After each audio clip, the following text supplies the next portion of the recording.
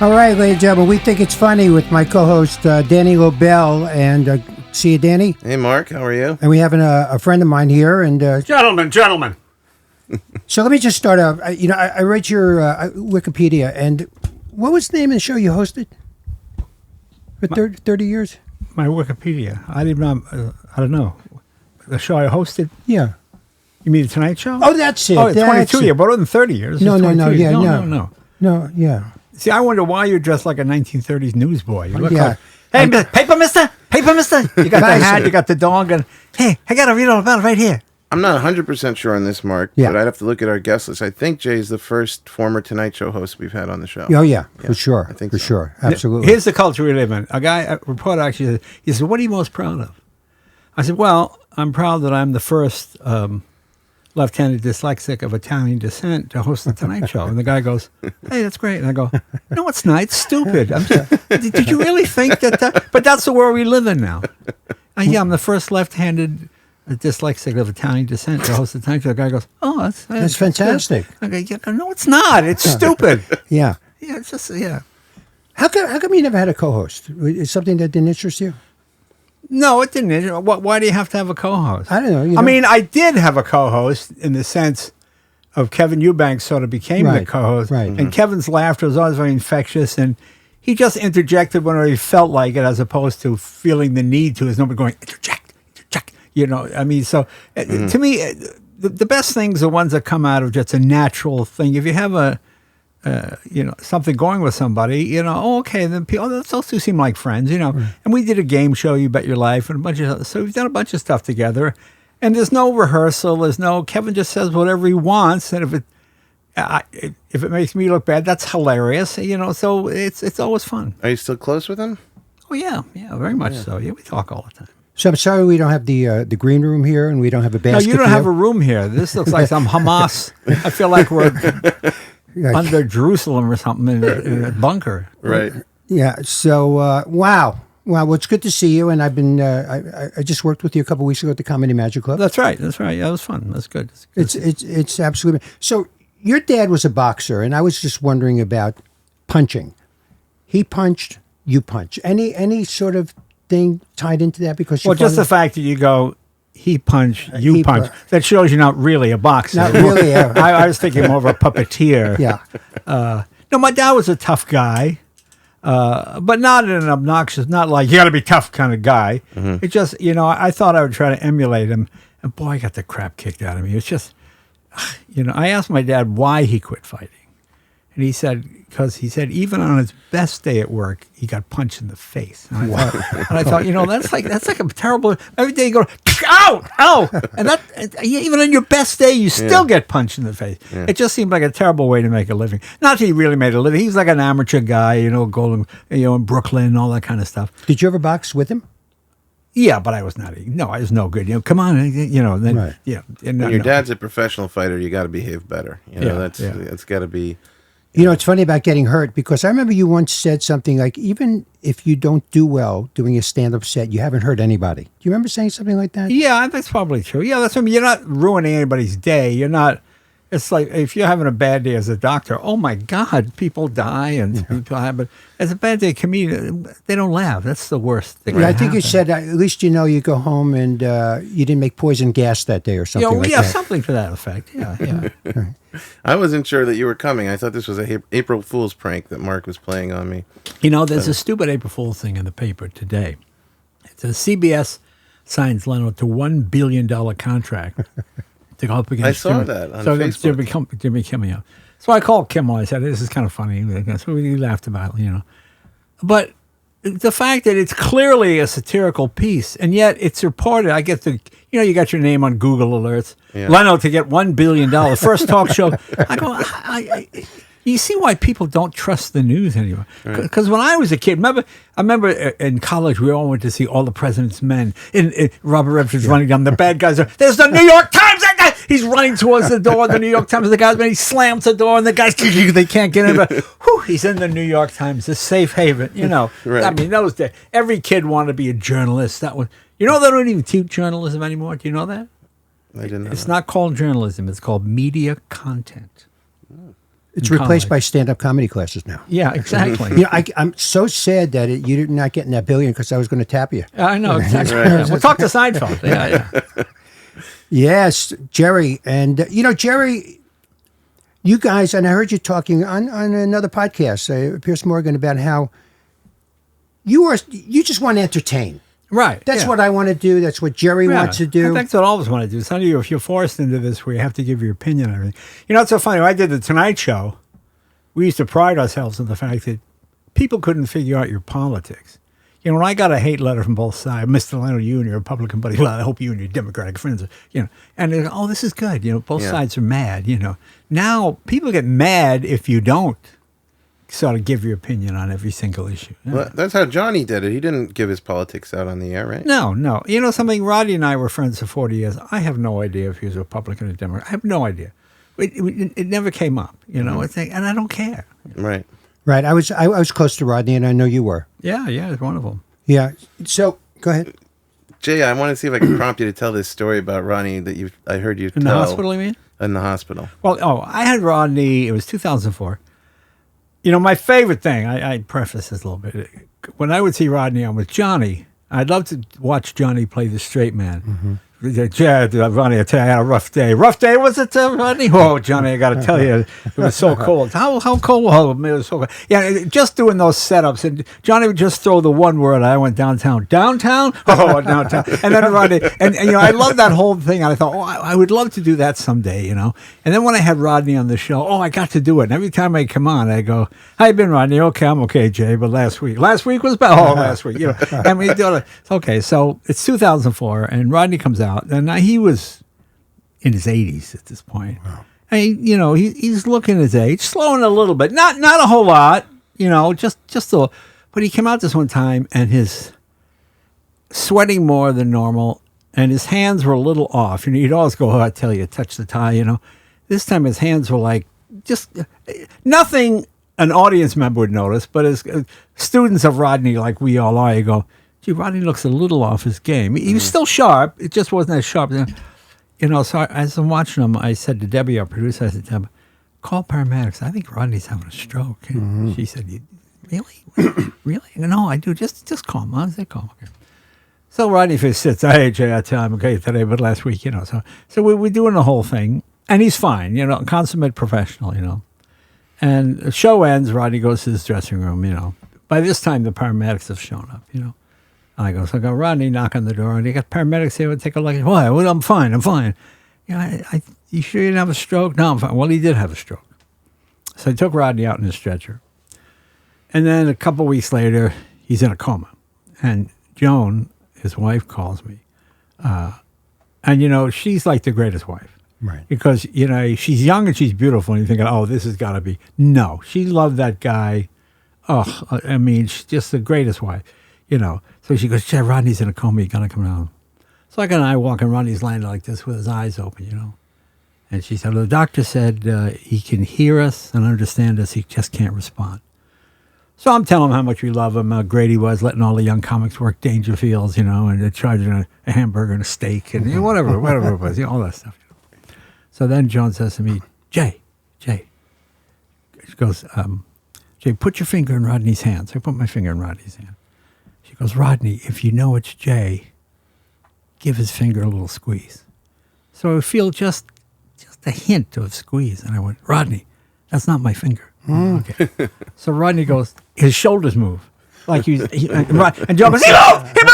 And then, oh my God, Rodney, how do I? So we just had a lot of laughs and a lot of fun. I mean, he passed away right after that. It's not meant to be a sad story, but as a comic, getting a laugh, one last laugh from Rodney was... That's beautiful. It was great. Yeah, it was really great. He was a wonderful, wonderful guy. And it's so funny. He was a good father. He was very responsible, took care of everybody. You'd think he was like a drunken stumblebum. No. And my favorite thing is, I remember once he played the Comedy Store. And the LA Times sent a reviewer to review him, who had obviously never seen a comedian. He said, Mr. Dangerfield, besides wearing an ill-fitting suit, had a habit of constantly touching his tie in a nervous manner, which is very distracting. And I'm going, the guy missed the whole point of Rodney, missed the whole point. Did you ever see Rodney? Well, you guys are probably too young. Do you remember Rodney before No Respect? As Jack Roy? Yeah. Well, he's still Rodney, but he used to It wasn't as quick. He used to do bits. Mm-hmm. You know, it was a little different there because he used to do. I remember you used to see comics. Here's the school bully riding the roller coaster for the very first time. Well, you know, they would act it out. You know, so Rodney had a bit he had about being an airline pilot. You know, he's Mr. Pilot, Captain So and So, flying over the Grand Canyon. And if you look out the left side of the plane, you can see the remnants of Flight 918, which crashed into that mountain right over there. And then he goes, Bob, you were with me on that flight, weren't you? It was just very subtle. It was just so funny. It was just so un-Rodney-like. He was the reason I got into stand-up. Yeah. When I was 12 years old, my parents took me to a nightclub called the Boulevard Nightclub in Regal Park, Queens. Yeah. And Rodney was opening for Al Martino. Oh, is that right? Yeah. 12 years old. He was doing jokes. I had no idea. He goes, my wife is like a car. Sometimes I can't get her to turn over in the morning. Yeah, right. And I have no idea what I'm laughing about because I'm 12. But, Well, I had the same thing. You ever remember a guy named Bernie Allen? sure, of course. Bernie Allen, old-time comic. Yeah. So my dad sold Prudential Prudential Insurance Company. So he's like a top sales guy, you know. So we got invited to the big convention at the Fontainebleau Hotel in Miami. So we check in, and I go, "Oh, Mom, this comedian Bernie Allen's in the Boom Boom Room." This is like 1963 or something. I was like 13. Mm-hmm. I said, "Can I go down and see him?" Well, you can't go down by yourself. All right, I'll take you down. So my mom and I go. We sit down. You know, they go, "Ladies and gentlemen, Bernie Allen." Hey, everybody, how you doing? Hear about the Happy Roman? Gladiator. Yeah. My mother goes, okay, that's it. I go, what? She goes, that's all he's doing. He's just doing that one joke. I don't even get it. Well, that's what I mean. Nobody gets it. Come on, let's go. And I go, but wait. It wasn't until years later. I'm going, hey, wait a minute. Now I get the joke. You know. But it just made me laugh. Who was the first comic that you saw and really enjoyed and got inspired by? Well, I liked all the old school guys. I liked Alan King, always a big one. Survived by. Yeah. There was, a guy killed me. It was one of my favorite jokes. You ever hear a comedian named Dick Capri? Of course. Guy from the Catskills. He's still around, I think. Had a joke, killed me. I didn't see this joke come. He goes, "Thank you, my name is Dick Capri. My father was born on the island of Capri, since we took the name Capri. He says, when I was born, I was also named after an island, New Guinea."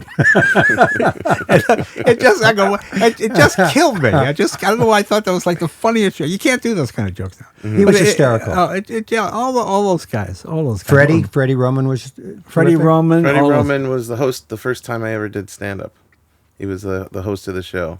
And he was my sponsor into the Friars Club. I became good friends with him. Oh, is that right? Yeah. Were you at Rodney's memorial? No, I don't think I was. That was really something. Yeah, no, Yeah. I wasn't. I think I was working it somewhere. But you were asking about the first comic. Anyway, I liked all those kind of comics. But the first comic that really connected for me was Robert Klein, because he was a white guy, maybe 10 or 12 years older than myself. It wasn't Jewish, wasn't the angle. He didn't have a hook. He didn't have an ethnic identity.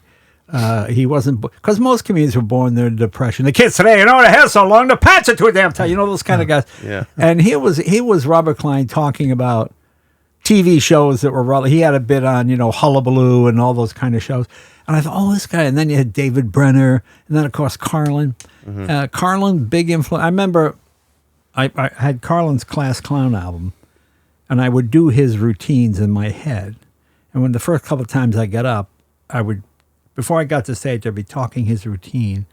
And by the time I hit the stage, I would do my own version of things that happened in class. I wouldn't do his jokes, Right. but I would do jokes about being the class clown. And I did my own material, and that's sort of how I got started. But that sort of new generation, even Uncle Dirty, who was kind of old-fashioned, Sure, but was still a younger of the old school. Klein, Richie Pryor. Sure. These are the first guys to not get up in a suit and tie. Mm-hmm. Because I would watch Ed Sullivan, see London Lee, hello everybody, all those kind of guys. And they all. I used to think they were funny. They just weren't of my generation. Suddenly Klein was the first guy to actually speak to me. Oh, he was amazing. Alan King, I remember telling me and other people, Never sit down in a wardrobe. That was his advice. Yeah. he would come out on Tonight on Ed Sullivan, and he would just make it up. I found it absolutely impossible to believe this, but That is impossible to believe. yeah, because he swore by it. He goes, they would call me up, go, yeah, we need you to come by for 8 Well, minutes. I'm sure he always had something ready, and this, I'm not to denigrate him, but you know who do that too is Mart Saul. He just read from the paper, and you see him also. I get up and there's the paper. Well, there's whatever story that wasn't the paper today, but he's that thing in here today. You see this about Nixon? Was it going? Yeah. Right. And it would just be generic. I mean, does anybody believe a comic was walking down the street today when this happened? No, no. But you say it, and then people just sort of. So when we started, you were a bit ahead of us, a couple of years ahead. Yeah, probably. Klein was the senior class. Right. I was the junior class. You guys like Seinfeld. and- 77. Yeah, you guys were the freshman class. You Right. skip the sophomore. When did you year. come in? When we start? I started in October of '69. Okay, so when you started, when we started, there was no clubs, nowhere to work. There was the mountains. There was some. No, that was theater- the improv because I was the improv in '69. But that you didn't work there. You didn't make any money. But there were no comedy clubs. Oh, not anywhere. to make money. No. Right. So you had nowhere to. You went into this business with no idea how you're going to ever earn a living or do Well, I anything. used to go to clubs in Boston. They had them back then. No. No. But, this is the late 60s. It was usually guys with flashlights under their chins. The room was dark. Time like, stop your war machine, man. Click, the light would go off, Then they'd run to another side of the room. Stop your war machine, it's everywhere, this kind of. So it was like serious. And I would kind of MC those things and try to throw a few jokes in. Or a lot of places had like Hootenanny Night, which Sure. which is music. But I would go into bars in Boston, and I put $50 bill on the table, which was like $500. And I'd say to the bartender, "Let me go tell jokes. If people leave, you keep your 50. If I do good, give them my 50 back." Wow. And I probably lost $500 that year. Yeah. But I also had a lot of people. Hey, I don't want your money, but if you want to come back tomorrow and tell a few jokes, yeah, okay, good. And that's sort of how I got started. So Right, but you had nowhere to go to make money eventually. well, interesting thing was. Colleges maybe. Colleges, because Boston, you had thousands of students with no money willing to be entertained by people with no talent. So that made it, they put a bunch of candles in the cafeteria. That'd be the Two-Toke Saturday Night Cafe. And you had guys who come up and sing Buffalo Springfield songs and then do a couple of comedians and tell some jokes. I mean, that's pretty much what it was. But, I actually liked that because I thought I was pretty good when I was really terrible. Because the audience was terrible. I used to work strip clubs. And I would go on in between strips and shout, "Get out the stage! Hey, check!" And so if I got any kind of thing, oh, that's okay. The first time I ever got real laughs, I was opening for Buddy Rich. There's a club called Lenny's on the Turnpike in Boston. And I went to it. It was a jazz club. And I worked with, I was open. I got a job, work with greatest jazz player of all time, Miles Davis. Miles Opening Davis. for Miles Davis. And Wow. Herbie Hancock. In fact, when I had Herbie on the Tonight Show, I said, "Herbie, do you remember playing Lenny's on the Turnpike?" He goes, yeah. I said, "Do you remember a comedian going on?" He goes, "Yeah, that was me." Wow. "That was you?" And they really started to laugh, and they kind of, "Oh, okay." So the first time I ever really did a show, it was Buddy Rich, and the audience is like, they're talking, smoking, and lady play comedian Jay Leno. Oh, silence. Oh, and, "Hey everybody, how you doing?" And they're there because there's jazz. Yeah, they're there to sure, listen. sure. I never played an audience that was there to listen. So that's where I got to be pretty good. Right. And then when I came, I used to feel sorry for guys that just came to Los Angeles because they walked in, and there's Robin Williams, and there's Seinfeld, and there's Letterman, and there's all these guys. They go, "Oh man, I suck. I'm terrible." Right. I was not very good amongst a group of people who were worse, as opposed to people are so much better. Because I would see so many guys get dejected. "Oh man, I don't want to come in here." Well, then get as good as these guys. That's what you had to do. Yeah. I worked with Buddy Rich, and I remember Charlie Callis came in and played the drums for a while. Yeah, Do Charlie. you remember ever talking to Buddy? He was the coolest guy in the world to talk to.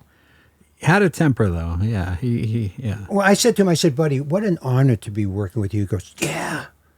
And then I said, "My parents are huge fans." Wow. And that was the entire conversation with Buddy Rich. Yeah. Well, he's like a jazz guy. Yeah. That's funny. So you guys have something in common. Well, we both have Scottish moms. Oh, Scottish mom, do you know? Scottish mom. My mom is visiting me. She's here right now. She's from Glasgow. My mother's from Greenock. Oh, yeah? Oh, Very that's n- funny, yeah. So, Scott, the funniest people in the world to me. Just, I love your story about how you changed the name of the Tonight Show because of your mom, because to me that's such a quintessential Scottish... oh, yeah, my mother was so... Yeah.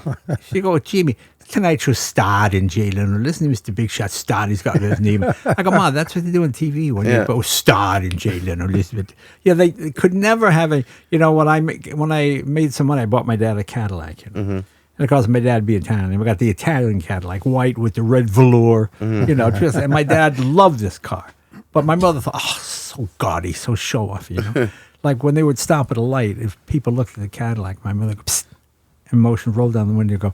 She go, we're not really Cadillac people. Our son gave us this. And my father, we're driving we're Cadillac people. We're driving a goddamn Cadillac. And then they'd start fighting, you know, and people would get scared and drive off, you know. But you changed the name of the Tonight Show because of her, right? Yeah, You yeah. Well, Tonight Show starring Jay Leno. My mother said, "Oh, starred in Jay Leno." I mean, you got your name on everything. People know you're doing it. You got to say you starred in Jay Leno. And every time I call home, why is it starred in Jay Leno? Okay, Ma, I'm going to change it. I changed the Tonight Show with Jay Leno. That's much better. I think people like that better than starred in Jay Leno. I used to do a joke in my act about how you can never impress a Scottish mother. Like, you know, it's why so many Scots have gone on to do great things, like invent the television and the phone. And a guy who cloned a sheep, and his mom was like, "Ah, we've got enough sheep in Scotland." What do you know? Like, Oh yeah, they're like the funniest. Yeah, and just the worst food. Just and the whole country thought, you know, when I took my mother back to Scotland. Oh, you'll like this story. My mother came here when she was 11 and her sister was 14. And what had happened was my grandmother had run off with another man, and my grandfather stuck in a studio apartment with 6 kids, one room with 6 kids. And landlord said, I got to get rid of 2. So I sent my mother and her sister to America, you know. I forgot, where am I going with this? you took your mom to Scotland. Oh, it's okay. So when my mom came to this, because she met my dad, okay, but she was not yet a citizen. So she'd been here for years. You know? So my dad took her down to get the citizenship test. And you're allowed to get 6 questions wrong. If you got 7 wrong, you had to wait a year or something. I remember because I helped my mom study for the citizenship Anyway, test. so my mom's got 6 questions wrong. And the 7th question was, what is the U.S. Constitution? And my mother said, it's a boat, right? The guy goes, no, it's wrong. Motherfucker, it's a boat. It's in Boston Harbor, the Constitution. Well, that doesn't go. No, you asked what it's a boat. So my dad and the judge yelled, so judge said, oh, for Christ's sake, quarter. Like, oh, fine, just fine, you're passed. Just get out. So my mother was, so when I went to take her back to Scotland in like 1986, oh, you and your father go. I don't want to go. Why does Dad doesn't want to go to Scotland? He's from England. He's from Italy. He doesn't want to go. I couldn't find. So I said to my father, why didn't you want to go? I don't know. Maybe she's scared.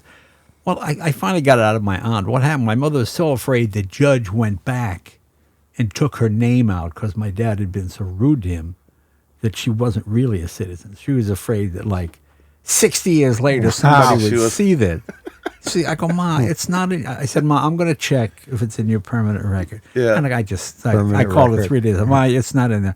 Oh, okay then. And then she was, but she was still nervous. Going, oh, you know, the judge, you all right? You all right, Miss? Oh, no, fine. She's so afraid that she's going to get. I remember when your father saw you in a Tonight Show, and then he didn't see you the next night. Yeah. You know what? You got a job like that Ed McMahon fella. He's on every night. That's, you know, you don't go on one time. You should go on every night. I go, but Dad, you can't go on. But you ask him. And my father never believed that people, like we go places and they go, they see you saying, oh, and Jay Leno. Any relation to Jay Leno? Oh, yeah, you from Andover? Did you grow up in Andover? Well, what's Andover? Did you grow up there? Well, how do you know him? I go, Dad, I'm on TV. They know I'm on TV. Oh, yeah. Like when I was on the cover of Time magazine, you know, so I called my mother and said, listen, call Uncle Frank in Florida, tell him, and call Aunt Faye in New Jersey, you know, and Cousin Debbie and everybody. Can I tell him I'm on the cover of Time? Mother goes, well, I don't know about that.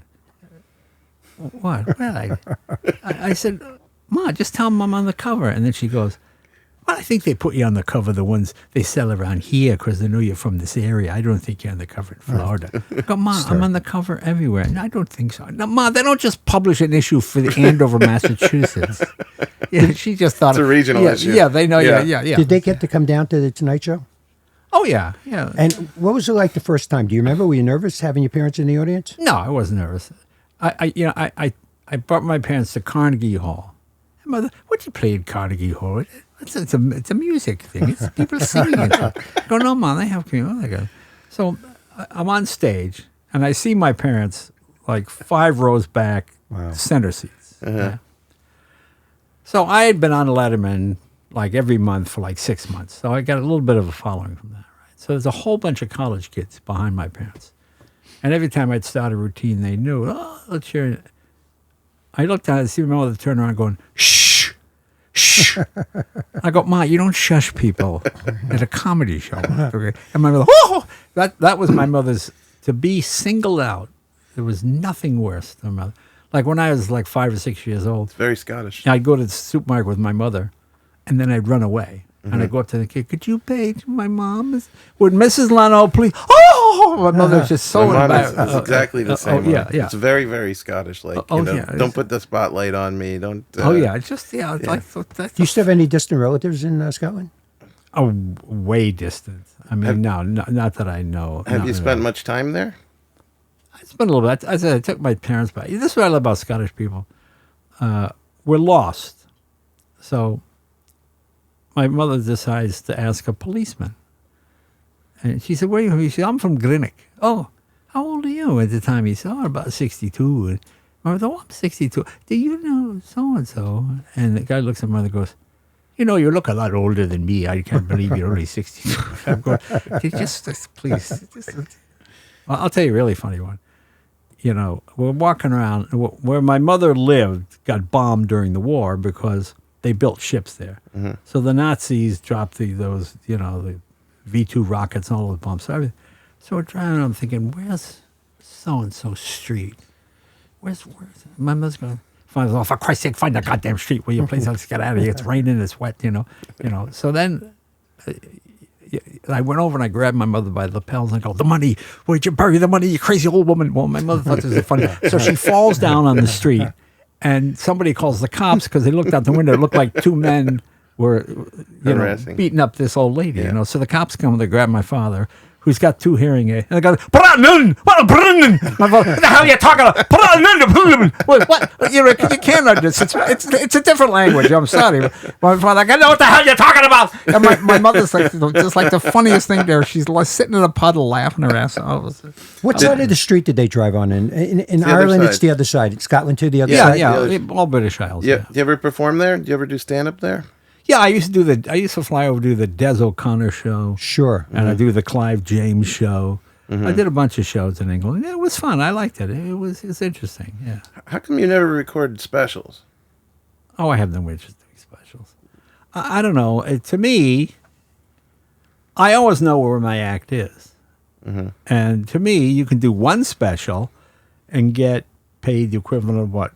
1/10 of a penny for each person that sees it, or you could do a live show and get $25 a person. Mm-hmm. I mean, to me, a Netflix special is what? 5 personal appearances, 10 maybe. So for 2 weeks worth of shows, why give it away? Right. I remember I had a comedian. I can't remember who it was. He had a Netflix special coming on. I said, what are you going to do on the road? He goes, well, I'm going to do my act. But it's not in the Netflix show? He goes, yeah, but I think people like.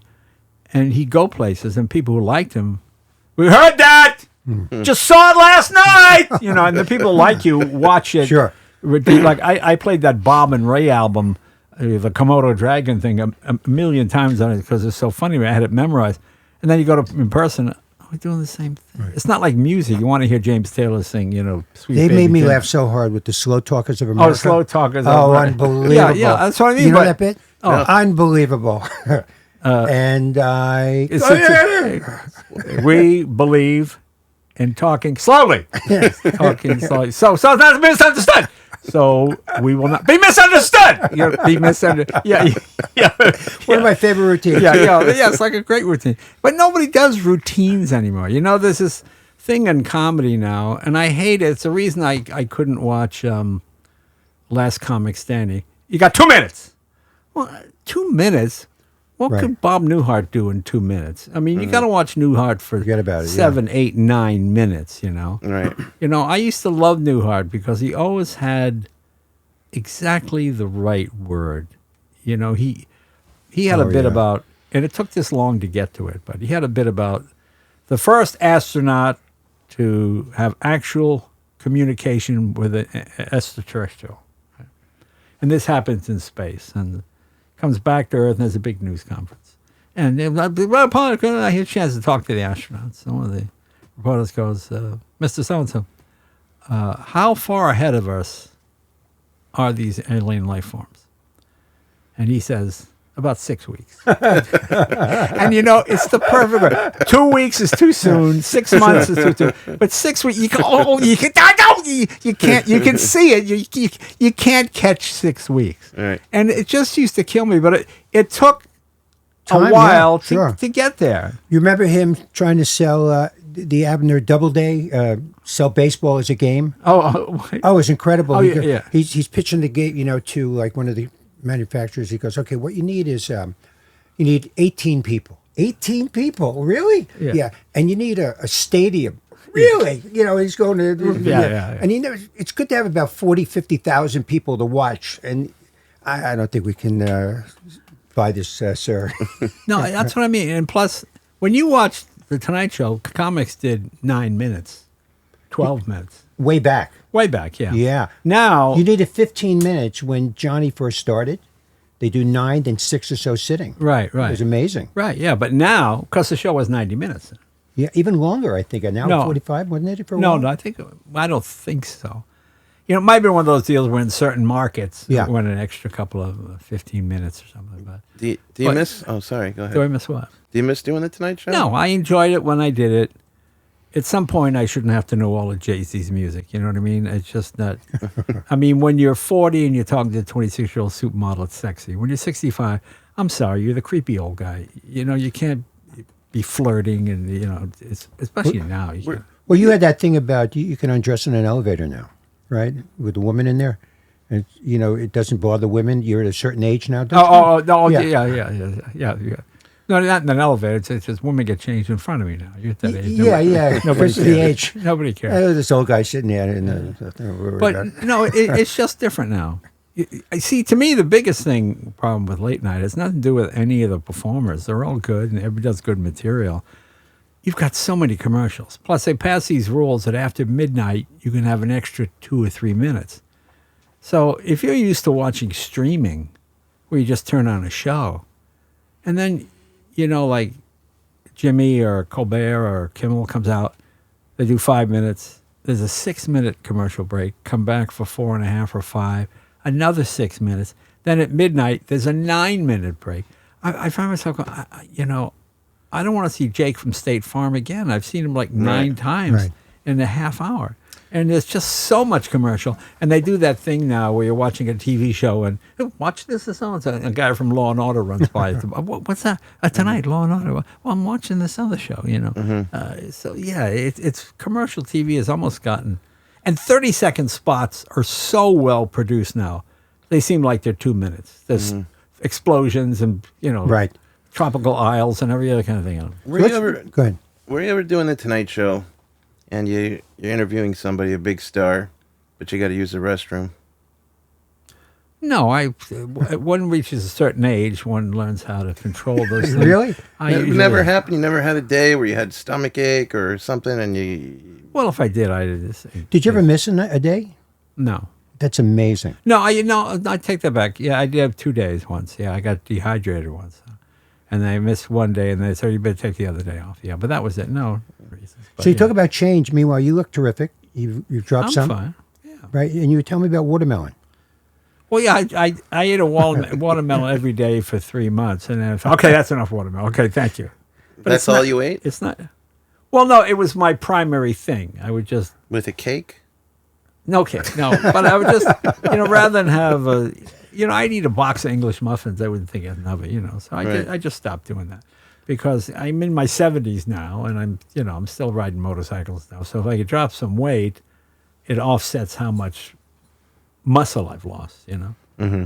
Wow, so it worked for you, the watermelon. David Sedaris dropped 80 pounds by eating Jell-O. Anytime he was hungry for a snack, he just ate Jell-O, and he sort of expanded in him and filled him up. With Jell-O? Yeah. I could tell you how to put on 80 pounds. Yeah. Well, yeah. He's my trainer. Yeah, I was going to say, yeah. He works in theory. Yeah. Right. Yeah, but it wasn't that hard, actually. It was okay. Fantastic. Yeah, because I'm down at the Comedy Magic Club. They always have a thing laid out for you, besides the watermelon. Yeah, they there's got also chicken wings and the this and the that. No chicken wings there, actually. No more? What, No, never had chicken wings. I just had a chicken breast or something like that. That was it. Do That's you a great... cook? Huh? Do you cook? Yeah, but not for any reason other than just, food right now, to me, is better than food that's delicious in an hour and a half. I just want to eat. It's like gasoline. I'm hungry, thank you. Do you shop your own ingredients when you cook? Yeah. That's how you make stuff. Do you go to Costco? Do you go to like regular places with people? Or? Well, I hope so. That's where they go to where the food. You go where the food is. Do you have a Costco membership? I do have a Costco membership. Well, that was one of the things I used to do with Johnny. Ed would ask him how much a dozen eggs was, and he hadn't been in the supermarket in 28 years, and he goes, $14. Well, I see, but I thought that was Johnny's great thing. He connected with people. Like, I remember one time Dean Martin came on. Like, when Johnny had a clothing line, it was middle-of-the-road clothing. It wasn't high-end stuff. It wasn't, the so-and-so from Italy or anything. It was J.C. Penney and all this kind of stuff. And I remember Dean Martin was on, and Johnny said, "Hey, look at those shoes. These are Ferragamos, Johnny. These are $300. Now, this is 40, 50 years ago, and that's like $3,000. Johnny went... But he was generally, because, he had some top-of-the-line Tom McCann or something, But being a Midwestern, I mean, that was his great thing. I thought he could identify with people very well that way. I mean, not knowing necessarily what something costs in a supermarket, but I think he was sort of the common man. He didn't drive a Mercedes. He drove a Corvette. Right. I mean, he lived that sort of Midwestern stuff. In fact, Johnny left me his... Do you ever see the special Johnny Comes Home? Yeah, sure. In that car, Johnny got his dad's 39 Chrysler that his dad bought new, and Johnny went to the prominent and learned to drive it. And then when Johnny died, he gave it to me. Wow. Yeah, it's at my garage now, yeah. Did you have a close friendship with him outside of the show? Well, no. To me, it was, I grew up in the East Coast. So when I do the show, and I go, "Oh, thank you, Mr. Carson." It's Johnny. Okay, John. I couldn't bring myself to go... Like, in my neighborhood, it goes, "This is my parents, Bob and Agnes. How are you, Mr. and Mrs. Minicelli? Nice to meet you." I'm not going to call you Bob and I just couldn't do. So to me, that was the great thing about Letterman, because for the first time when I got on Letterman, I could go on and go, Dave, nice tie, Dave. Where'd you get that? Blah, blah, blah. I couldn't do that with Johnny. It would be disrespectful. And people go, "Who is this guy? Why is he?" So that was the first show where I could really be myself and have a good time. Johnny's always very nice to me, and he's good to me, but there was always a certain line you didn't cross, Right, I'm the same as you. All my teachers were Mr. This, Miss Goldman. Right. There's a lady that I visit once in a while. She's 90 years old, and I can't call her by her first name. Right, yeah. Virtually impossible. I feel like she's going to, what? Yeah, Mr. Robichaud, my history teacher, he came out to the show. I had him at the house. "Can I get you something to drink? Get a scotch and soda there, Jay." And Mr. Robichaud, Scotch and soda. No, call me Dave. I'm not going to call you Dave. You're Mr. Robichaud. Yeah, impossible, right. Yeah, I couldn't do it. So we lost two guys in the last couple of years who were friends of mine, Richard Lewis and I know. Sad. Gilbert. Richard... Gilbert did... Go ahead, please. Well, I met Richard not on the first day, but in 1969, I went down to the Improv. And I walk back a newsstand, and I see Bergen County News, which is a New Jersey local paper. Local comedian. And he said, a guy named Richard Lewis. Oh, that's pretty cool. This guy's a comedian. I never heard him. But then I go to the Improv, and I say, "Richard, you're up next." Are you Richard? Oh man! I was like, you were on the cover of the Bergen County newspaper. I mean, I was so impressed with Sure, it. of course. You know, it's like, oh, so we got to be friends. Did you ever see him on Candid Camera? No, never saw that. You never saw that? No. Never Ah, saw you my- got it. You can call it up right now on Google. Are you with Alan Funt? Yeah, with Alan Funt goes to a school. I think Lewis is 13. And we've taken an aptitude test, and we see you're best suited for manual labor, nothing involving. He goes, manual labor? I don't like that. And he just becomes Richard Lewis. I want to do this. I want to do that. No, I think it'd be a truck. The truck driver. I don't know if drive a truck. You just see, oh my God, that guy's like a young Richard Lewis. Oh my God, it is Richard Lewis. But it's one of the classic Candid Camera ones. Oh, I will, absolutely. You should take a look There was at a it. car one with, I think, Fanny Flagg. Remember her? Oh, yeah, Fanny Flagg. You know the one where she pulls into the... Oh, there's no engine? yeah. Yeah, They roll roll it down the hill Right, in right. Texas, and she pulls in. She Yeah. goes, it's not working The right. engine's missing. The guy Yeah. opens it up, there's no engine. How did you get here? I drove from New York. Right, She had right. the New York plates on it. It was Right. unbelievable. Yeah. Yeah, I remember this. Those are funny. You ever let anybody drive your cars? Well, if someone's a car enthusiast and I feel like I take an interest in it, I mean, I don't. So he asked that because it happened with me with Jerry. Like I went to see when Jerry was doing Seinfeld on the lot. He pulls in this $300,000 Porsche. Right. And I pull in my Toyota Corolla. Right. And I said, I've never driven one of these. He goes, here, take that tonight. I'll take your Toyota. Right. And he left with my... I was so afraid to drive this car. Did you like it? I couldn't drive more than 40 miles an hour because I was afraid to move in it because I was going to destroy the car. Yeah, I did like it, but it was... there's a learning curve. Well, yeah, but that's but Anybody ever say to you, Jay, I love that car. I love to drive, and you let them jump in with you? again, if it's somebody who I think is understands what it is and appreciates it. If they go, how do you shift this thing? No, I'm not going to No. let you. You know, burn out the clutch. Right, exactly. What if they're blind? Well, then they wouldn't see the car in the first place. Wow. Yeah. It's So- interesting. We were talking about these, there's a lot of conspiracy theories going around. Has there ever been one about you? Conspiracy theory? Like Jay is this or Jay is that or... Well, yeah, I got all through the Tonight Show, with Stern and all those guys. They'd always have some horrible thing I did or something. Yeah, that's all right. I never believe the good stuff or the bad stuff. You say there's good middle ground there. Yeah, I never. Stern got it in his mind to hate me for some reason. So, but I never answered it. I never fired back at him or anything like that. And I think that probably upset him more. But I just didn't. It was like, oh, all right, if people really think that's true, like people think, you told the Tonight Show from Letterman. Letterman never had the Tonight Show. Mm-hmm. He was a victim of his own success. He was so strong at 12:30. To move him down to 11:30, I was a guest host already. So I was holding on to Johnny's numbers, and Dave was bringing in a whole new thing. To move Dave down, now you have an open spot. We have no. So it was never even on the cards. But people, I've had people say, Letterman, the day before Letterman was supposed to start, Leno moved in and demanded $150 million. Well, first of all, you can't demand, but I'm sure you've heard those things. Oh, absolutely. When you did the Letterman show, we were so excited every time we knew you were going to go on. It was like when I first was a kid, and I knew Don Rickles was going to go on. Remember how you? Oh yeah, watch Rickles. Yeah. The same with you. You pull up on your motorcycle and you do whatever you do. Well, that was a lot of fun with Dave because that's the first show where I could really be myself. My favorite thing was I'd get like a meatball sandwich, and Letterman never ate before he went on stage. He was nervous, Mm-hmm. So I stand by the makeup area, and as soon as Dave came around, I go, "Oh, Dave, Dave, take by this." No, I'm not going to eat that. I'm going on in 5 minutes. Just try some of the sandwich. And then it got to the point where I would come out with the sandwich.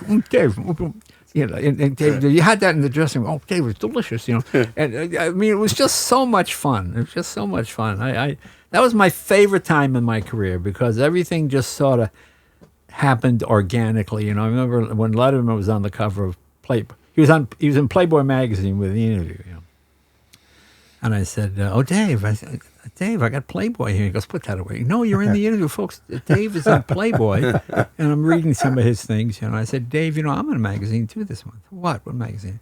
It's Women Are Our Equals magazine, Dave. And I said, "See, you have an interview with Muffy, is it?" "Oh, I'm talking to Margaret Mead." And Letterman just thought that was so fun, and it was just back and forward. Did you ever see Well, you know the story of Kramer and Oh yeah, the real one and the and Seinfeld, right? Yeah, yeah. How we got the show? how Jerry got it. No, how Kramer got it. No, Michael Richards, you mean? Michael Richards, yeah. I don't know that story. Okay, I had seen Michael Richards, and I thought he is one of the great physical comedians in the school of Buster Keaton and Harold Lloyd and those kind of guys. Just a physical when he gets that that kind of thing, you know. So I said, "Hey, come on the Tonight Show," and I said, "What am I going to do?" I said, well, "Let's think of something." And this is the next day. Let's just ad lib something. So we ad lib. If you Google Letterman, Michael Richards, Leno, Michael Richards, Tonight Show, he came out as exercise guru Dick Williams, you know, and he comes on. He's got a workout leotard and he's smoking, you know, and he's just tripping over the equipment. And Seinfeld saw it and go, "Oh my, that guy's Kramer. That could be Kramer." Wow, I did not know Oh, that. you know that story? No, I didn't oh yeah. know. Well, Michael Richards got a new book out. It's good. It just came out. And Jerry did the foreword of the book. He said it was really good. Yeah, it's good. It's good. But that story is in there, and there's pictures. And, it was just all ad lib. We didn't know. He just started tripping and falling over the equipment, and people were falling down laughing. If you Google it, you can. When Jerry did Carnegie Hall, he was there, Michael, and they asked him to think of something funny to go out first, and he went out to set up the microphone. Right. And, I don't have to tell you, he was just falling all over and tripping on the microphone. Right, yeah. He's absolutely amazing. Yeah. You know, Mark, you told me Jerry gets like a lot of gifts when you guys go on the road, right? Yeah, you go backstage, right? You got a one-nighter, and there's always a basket there or something for you. And we were wondering how many coffee mugs you actually have that, 'cause Here's the one I get that's odd, and this always makes me laugh. cookies with cars on them? No, I went to an indie casino, and we have an artist here, and she's done a painting of you. And she brings the painting in, and it looks like me, but it looks like me as an American Indian. My features are Indian, and my skin is much darker. Right. You can see it's me, but just something about it, I look like a Native American, Oh, thank you very much, And then a guy's wife, they were an Indian couple, and his wife was in cheap. We have a painting. My wife is a big fan. We love your comedy. Here you go. And I look like a Bollywood guy. It looked like me, but I was just dot Indian. on the head right there, No, not quite that, but I'd say. just enough where you can't. Is that person Asian? Something about him makes me. It had that look to it. And it just sort of makes me laugh. Yeah. When I went to art school for a little bit at FIT to learn comic book illustration, and the teacher told me everybody draws everyone the way they look. Right. So men will always draw women looking more manly. Women will always draw men looking more feminine. And to what Jay's saying, people will always draw you in the image of themselves. Yeah, or what they think humans look like. Yeah. So I recently had to take the written test at the DMV. Why? My license was up for renewal, and they have you ever had? They ever call you back in? No, I don't think. Have you gotten tickets? That's Never. Never got a that's ticket. usually the way they do it. You got a ticket, so you have to go in. You get to a certain age, I think. I remember you saying once when you get a ticket, it's disastrous because you have so many cars and the insurance. Well, I have 207 on the road and 168 motorcycles. So when you get a ticket, it goes up like $80,000. No, I'm all right. And what about if you're ever going to go down to the DMV to take a driver's test? Which car would you bring? Oh, just a regular car. You're not going to go down some fancy ass car. Just take a little Fiat like that thing I drove here. Yeah, something like that. So, yeah. What's the most fun car to drive? Well, I like class. I like antique steam cars, turn of the century stuff where just the physical thing to get it to move. There's so much stuff you have to do. Oh my God, you're setting fires and you're doing all kinds of things. So yeah, a little bit of everything. Yeah. Well, I think. Do we have any other topics we wanted to hit? I can't think of anything. We wanted you for an hour, and you were. Oh, is that okay? Was that an hour already? Yeah. We're just about there. Yeah. All right. You have any questions for us? Question for you guys. No, not really. So if I was a young comedian, because I'm going to ask you this, because Danny was part of your. We did the comedy fantasy camp together. Oh, okay. So I was. that's right. Yeah. That's where you and I met. Oh, that's right. That's right. Okay. Yeah. That was interesting. So what enticed you to try? You know what's so funny about that? Yeah. You remember the guy with muscular dystrophy? Yeah. Okay. Oh yeah. There was a guy there had muscular dystrophy, and he got up, not being disrespectful, he just walked with that muscular dystrophy Sure. kind of walk, and he said, people think I'm drunk or whatever. He had a bunch of jokes about it. I said, well, here's a joke. Does this work for you? You can have it if you like it. You say, I pray for earthquakes. Why? Because it's the only time I walk normal. Okay. Great joke. And he went, oh, can I have that? I said, yeah, you're free to take it. Okay. Then I pick up the paper. Leno at fantasy camp humiliated a young man with muscular dystrophy. I didn't humiliate him. I asked, hey, we're here writing, we're throwing ideas out. You make fun of your disability. You have fun with it. Is this something you could have fun with? I couldn't do this joke, but you could. He goes, oh, yeah, I can do that. And I go, okay, well, take it. He told me, and he's been doing it, and it works for him. But the idea, no, I didn't set out to humiliate the guy. That's the world we live in now. You just have this, everybody is offended all the time. But you were going to ask me if there's a young comic what? No, I just, teaching, what made you do that? The fantasy game? Yeah, I mean, it was just Well, something- it's what made me do this. I like to talk comedy. It's fun. And inevitably you get something out of each interaction that you have with people. And then you forget, you get to a certain point, you realize what it was like when you first started. God, yeah. I mean, Seinfeld and I, we have a friend, him, I'm not going to embarrass his name, but this always makes me laugh. He's a comic. He didn't quite make it, but all the comics know him. And he said, well, you and Seinfeld, when you guys started, it was easy because you started during the golden age of comedy. No, there's no golden age of comedy. It wasn't easier. I've had people say that to me, and I at one of these fantasy camp things, one kid said to me, back in the 90s, it was easier because people were really stupid back then. Okay. No, they really weren't stupid in the 90s, like in that some Cro-Magnon thing in the 90s. We're stupid. People were really stupid in the 90s. It just made me laugh that people really... Yeah. There is no business, I've talked to Jerry about this, there's no business that's more open than the stand-up comedy business. Your father can't get into it, your mother can't get into it, money doesn't get into it, if you're either good or you're not good, or if you're willing to work, right? Well, it's interesting because when I was growing up, Mrs. Langdell, the lady next door, said to me, in Hollywood, you can't be a comedian unless your father was a comedian. That's the way it works out there. Showbiz is one of those few jobs that people have no experience feel free to give advice. Right, of course. Yeah, Of course. Well, actually, some people try. I think. I remember Sandy Hackett, Buddy Hackett, said when he died, he's going to give Sandy his most famous routine, the Chinese waiter routine. Chinese waiter routine. Well, you can't do that now. You just oh my God. Poison. When Buddy did that album, do you remember the album? There were no laughs on it. He did it just into a microphone. I don't remember. So he recorded it with no audience, Oh. just him doing the That routine. seems odd, doesn't it? Very There's odd. a Jonathan Winters album like that as well that I have, where he just does all his routines. It's just totally silent. I remember he was an odd character, Buddy Hackett. I remember once I went to see Shecky Green, who I always thought was funny. He was really funny. Shecky had the best Sinatra joke. Do you ever hear this? Sure. You know what I'm talking about? Yeah. Do you know Saved his life. Yeah. Yeah. A hilarious joke. Anyway, so I go down to see Shecky Green, and Buddy comes in. I go, Buddy, this is Jay Leno. He's a young comedian. He goes, Jay, where you going? Where you going? I said, I'm in Vegas next week. I'm going to say, he goes, Vegas? No, it's Las Vegas. You don't say, who? And he starts swearing, who are you to save? And I think, okay, is he kind of putting me on? I look over at Shecky, and Shecky's like, I go, all right, okay.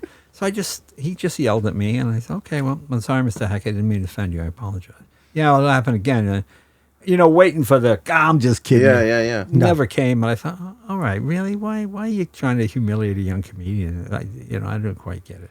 I didn't quite I was get working with Sandy one time, his Right, son, yeah. and we were working at the Tropicana in Atlantic City. Right. It was a Tropicana many years ago. And I have a habit once in a while, I say, I'll see you later, buddy. So I was with Sandy, and I'm in the elevator, and he's getting off. I said, I'll see you tonight, buddy. He goes, Sandy. And I didn't realize what was going on. Oh, it's fine. I said, yeah, buddy. Sandy! He was so hurt that he thought I was mocking him. Oh, I see. I see. Instead of calling him by his real name, Oh, I I was see, turning yeah. to his father. Yeah. And it was very difficult on him. But You've played Vegas a lot. You ever meet Elvis back when he was alive? No, I never met. Two people I wanted to meet was Elvis and Jack Benny. I knew George Burns and all those guys.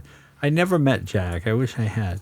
And I liked Elvis. I thought Elvis was one of the most misunderstood entertainers. I mean, here was a guy, had black performers on stage with him in the South in the 50s. He gave them prominent, solo pieces in his show. They would come forward and sing background. They weren't in the background. Because you remember in those days, I remember buying the Percy Sledge album. Remember that? When a man loves a woman. Sure. Okay. But on the cover is a white woman. So I didn't know Percy Sledge was black. It wasn't until not years, but sometime later. Oh, I saw him on a TV show. Oh, okay, he's an African American guy. Okay, fine. But that's what they did. They just. And Elvis always gave credit to Little Richard and all those kind of guys. I always liked him for that. He didn't try to pander to it. Because it would have been easy to fall in with that crowd. Yeah, Elvis, you're one of us. The kind of stuff.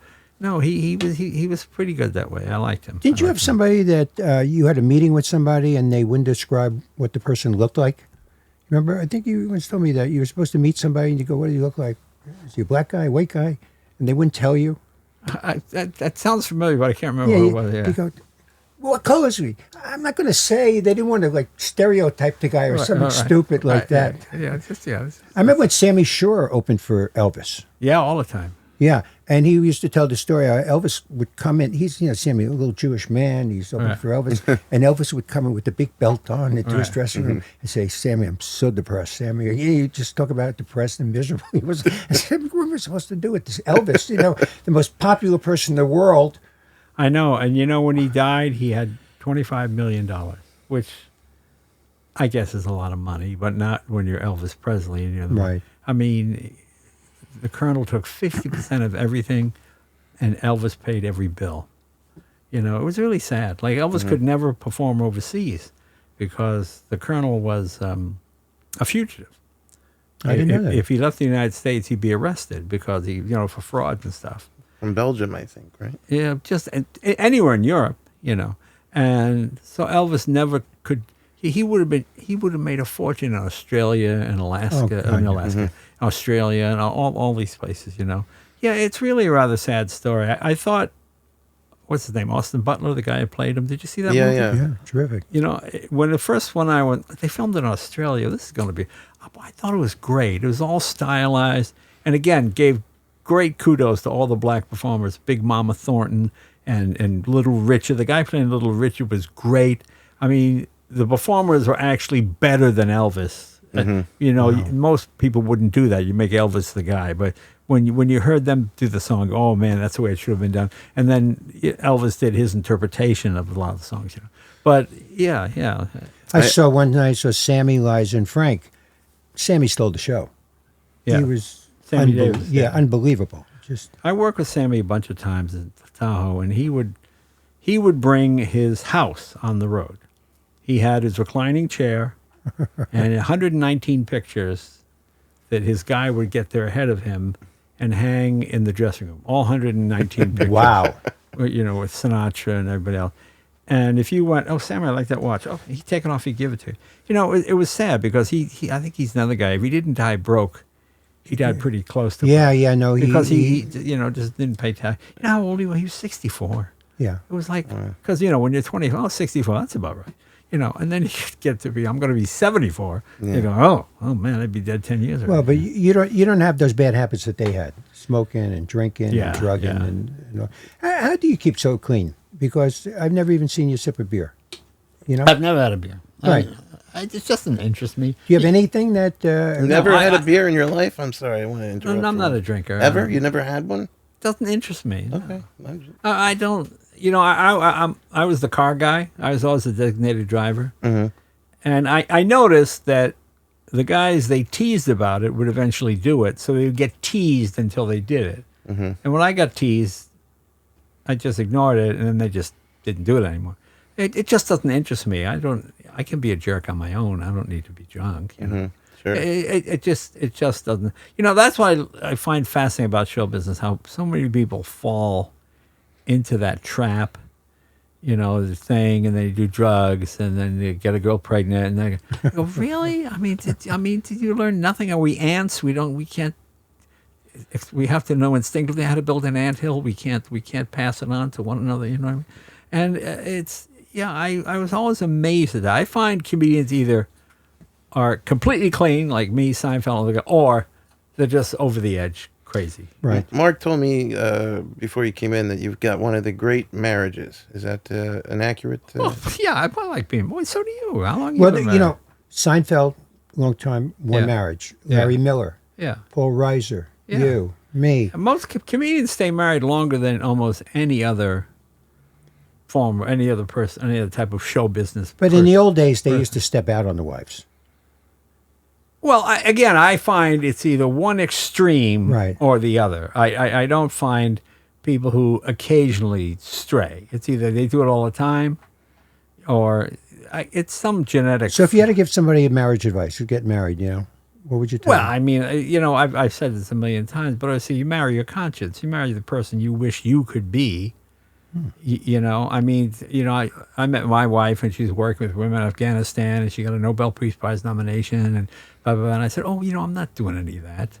I mean, I'm kind of a selfish show business person, so I should be with that person. Yeah. And good, I could help her out and raise money for her things, and she always.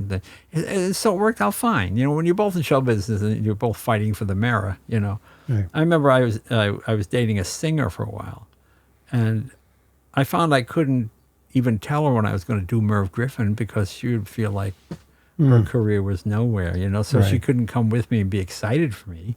So I would just, I'm going out, honey. I gotta go, and I'd go and I do Merv, and I wouldn't say I was on Merv Griffin. I wouldn't mention it. I had a similar thing. Yeah. I had dated a female comic for a while, and anytime I got anywhere, there was some jealousy, and I felt terrible. I didn't feel that I had it towards her, but of course, I think better of myself, but maybe it did. But she, No, but yeah, that's what it was. So it's like, okay. I just felt it was terrible because I wanted to share in the joy of it. Yeah, it but you wasn't. can't. Yeah. I had the same thing with Nancy when I first met her. She was raising money for Jewish Federation. I was Right. doing a show that night, and I saw this woman. She's on the board. She's raising money. She's a very giving person, and I was attracted to it. Yeah. See, I'm a huge believer in low self-esteem. I think it's the key to success. It is, because if you don't think you're the smartest person in the room, we all know comedians who've gotten shows, and they get on the set. No, I don't like this lighting. I want that. Okay, we have a lighting. I think I know what I'm doing.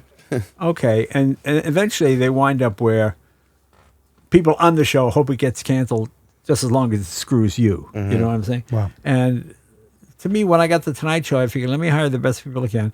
When I hired writers, I'd sign them for a year, not 13 weeks. I said, it's going to take you 26 weeks to try and find my voice. So guys relax. We had the same people for almost the whole time we did the show, same writers. And they got into it. And I would say, just write anything. If I can't make a joke out of it, maybe he can or maybe she can. But just put something on paper. It doesn't have to be funny. Just an idea. Is this anything? Something Eskimo with something, whatever it might be. Yeah. And that worked out pretty good. I let anybody pull the cord and stop the train. When I was into it, I said, if something sucks, just tell me. And people tell me pretty blunt, this doesn't work. Okay, thank you. Yet I always hear about people, they fire somebody because the guy didn't like it or it might be, and really that's, you can't be that way. Well, to what do you attribute that about yourself? About the fact that you have this humility and that you listen to people and...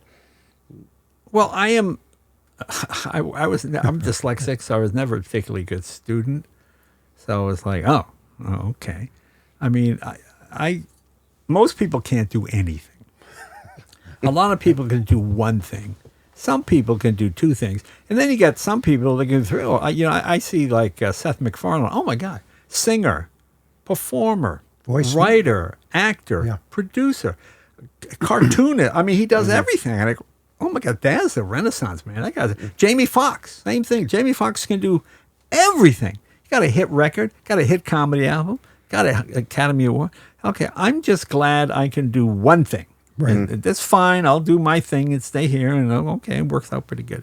So, I think you have... Plus, when you work on cars during the day, it gives you a sense of... Sure, grounding.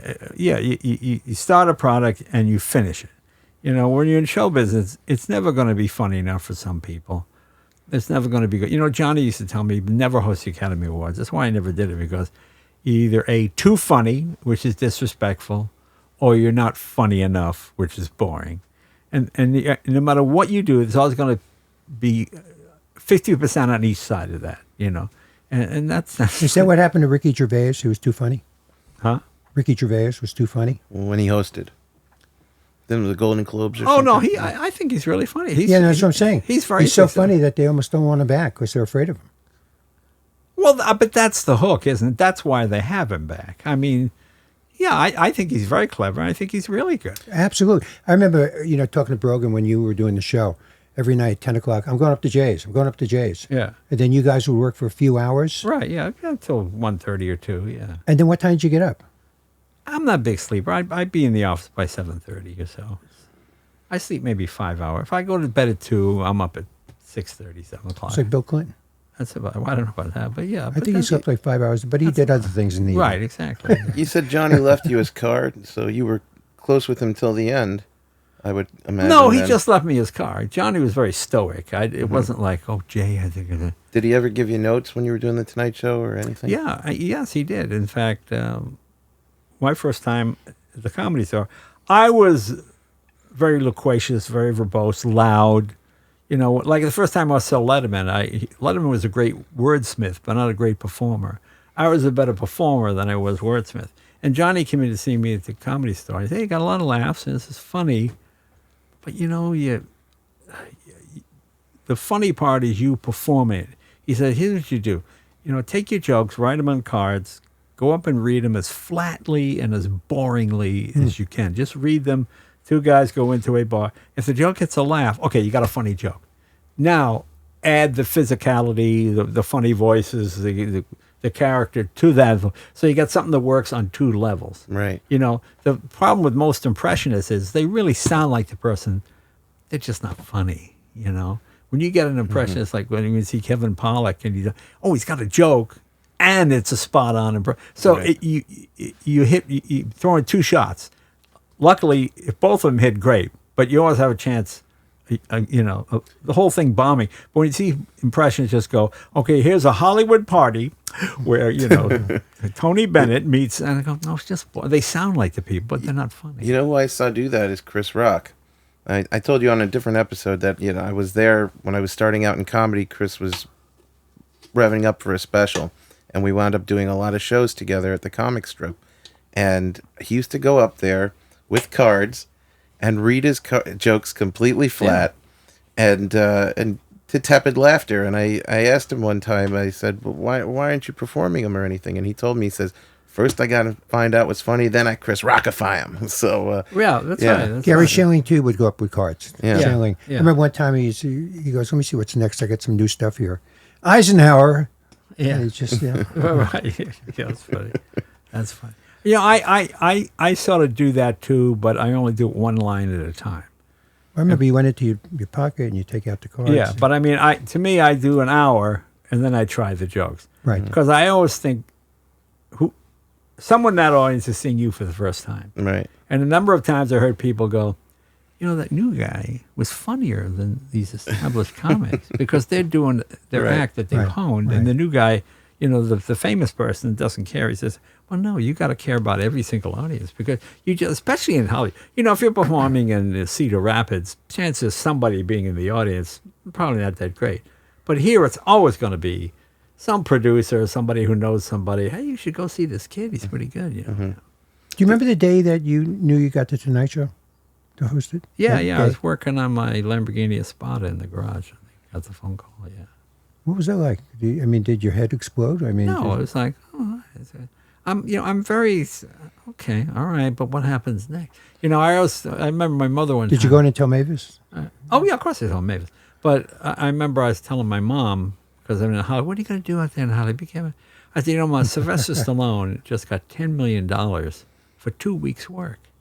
And my mother said, but what's he going to do the other 50 weeks? And what's going to happen? Better you get $100 every week than just get 10 million all at once. That was my mother, just that Scotch thing again. My mom used to always say, when I was starting in comedy, she says, I want to talk to Jerry Seinfeld's mother and see how she handles having a son who's a comedian. I said, probably very well, because he's making like billions of dollars and he has the #1 sitcom in the world. I don't think you're going to have a lot to talk about with She was very Seinfeld. proud of him. She came to see us one time Yeah. at the Sunrise Theater in Florida. Right, Yeah. yeah. Played Sunrise. Yeah, Right. we did a New Year's show. It was Seinfeld, Reiser, Larry Miller, and myself. New Year's Eve, and his mother came, and Yeah.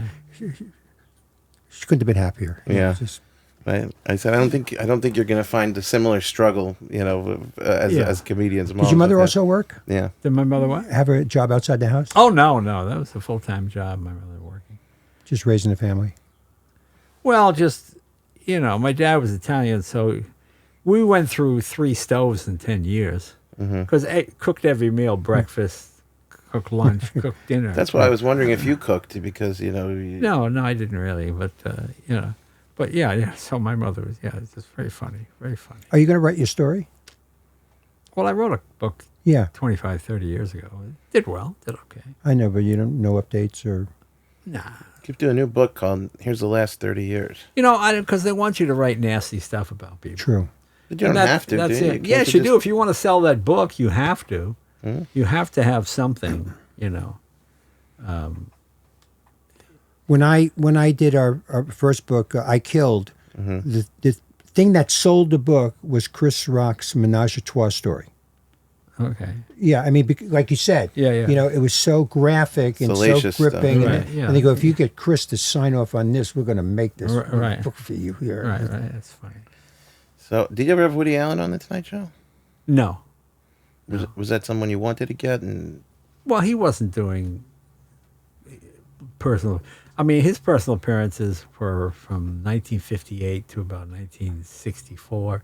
Jack Parr, all those kind of things, where he's still doing stand-up. I never saw. I auditioned for him once for a movie, and it was like very, very milk toasty and not gregarious. You meet Carl Reiner. Oh, okay, Jay, come on. This is Jay Leno. It's a comedian. Yeah. Carl Reiner was great. Woody Allen's very artistic, and it just wasn't. I mean, I liked his comedy and everything. That was funny. It just, I couldn't relate to. was Rodney your favorite comic to have on the show? Well, I liked all the comics really, but Rodney was one of my favorites because he always was prepared. Nothing worse than a comic that's not prepared.